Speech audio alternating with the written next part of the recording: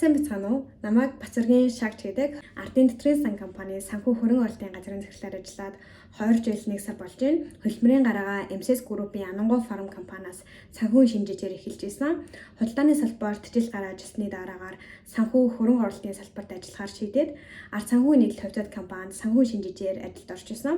Толгой компани дээрээ санхүү шинжээж болон тузын нарийн бичгийн даргын үүрэгт ажлыг 2 жил хавсран гүйцэтгээд 2023 онд охин компани руугаа томилогдсон одоо хүртэл ажиллаж байгаа.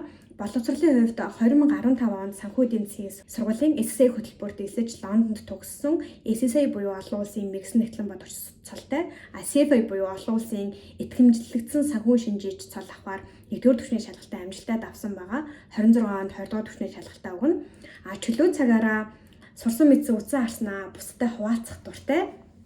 Тиймээс багшилдаг, YouTube сууг хөтэлдэг. Жишээлбэл томьёо аппликейшн дээр англи нэг хичээлүүд маань хамгийн өндөр хандлттай хичээлүүдийн нэг байсан. Одоогийн гүйцэтгэлээ дүгнээд харах юм бол карьер агсан уу, агсан байна. Мэдлэг боловсролоо хийсэн үү, тодорхой хэмжээнд хийсэн байна. Гэхдээ хэрвээ би ментортой байсан бол илүү хурдан хугацаанд илүү өндөр гүйцэтгэлийг гаргах байсан болов уу гэж бодож байгаа.